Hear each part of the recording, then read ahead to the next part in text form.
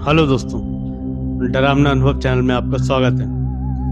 दोस्तों, ये कहानी एक ऐसे होटल की है जिसे भूतिया होटल के नाम से जाना जाता है। यह होटल शहर के बाहर एक पहाड़ी इलाके में स्थित था और इसके बारे में कई डरावनी घटनाएं प्रचलित थीं। लेकिन आज हम आपको एक सच्ची घटना के बारे में बताने जा रहे हैं जो सोनम और उसके दोस्तों के साथ घटित हुई थी। सोनम, सिया और करण ने एक छुट्टी का प्लान किया था। वो शहर की भागदौड़ से दूर कुछ दिन आराम से बिताना चाहते थे। सिया ने इंटरनेट पर एक होटल बुक किया जो शहर के बाहर एक सुनसान इलाके में स्थित था। उन्होंने होटल की तस्वीरें देखी थी और उन्हें यह जगह बहुत ही खूबसूरत लगी थी, लेकिन उन्हें यह नहीं पता था कि यह होटल अपने डरावने रहस्यों के लिए मशहूर था। सोनम और उसके दोस्त शाम को होटल पहुंचे। होटल की इमारत पुरानी लेकिन बेहद शानदार थी। अंदर जाते ही उन्होंने महसूस किया कि वहाँ का माहौल कुछ अजीब है। रिसेप्शनिस्ट ने उन्हें चाबियाँ दी और उन्हें उनके कमरे की ओर निर्देशित किया। वह अजीब तरीके से मुस्कुरा रहा था जिससे सोनम को थोड़ा अजीब सा लगा।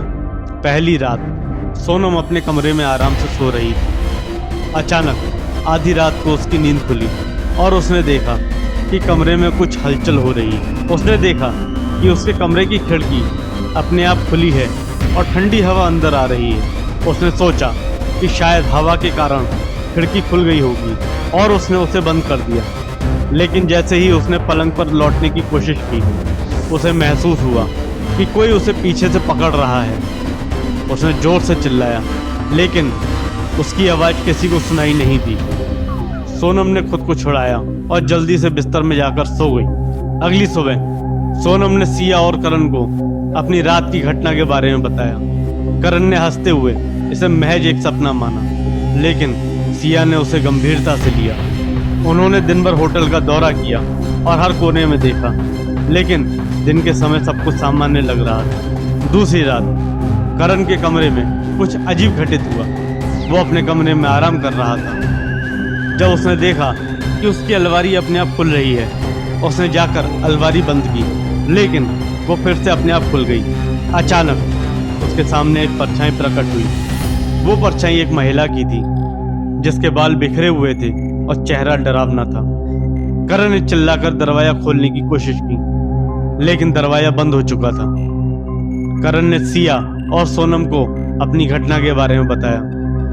वो तीनों अब डर चुके थे और होटल छोड़ने का निर्णय लिया, लेकिन होटल के कर्मचारियों ने उन्हें बताया कि एक बार होटल में चेक इन करने के बाद 3 दिन से पहले होटल छोड़ना संभव नहीं है।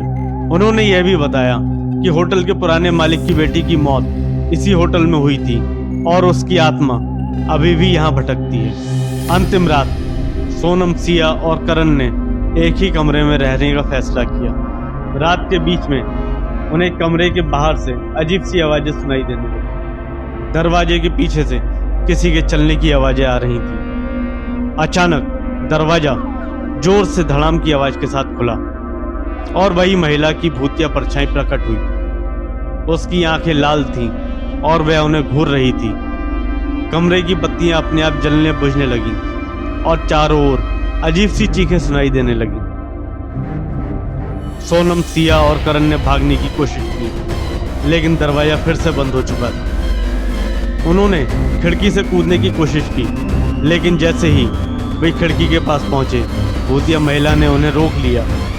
उसकी ठंडी सांसें उनके चेहरे पर महसूस हो रही थी। उन्होंने हिम्मत जुटाकर मंत्रों का जाप शुरू किया और प्रार्थना करने लगे। अचानक एक तेज रोशनी कमरे में फैली और भूतिया महिला की परछाई गायब हो गई। दरवाजा अपने आप खुल गया और वे तीनों दौड़ते हुए बाहर निकल आए। सुबह होते ही उन्होंने होटल छोड़ दिया और कभी वापस न लौटने की कसम खाई।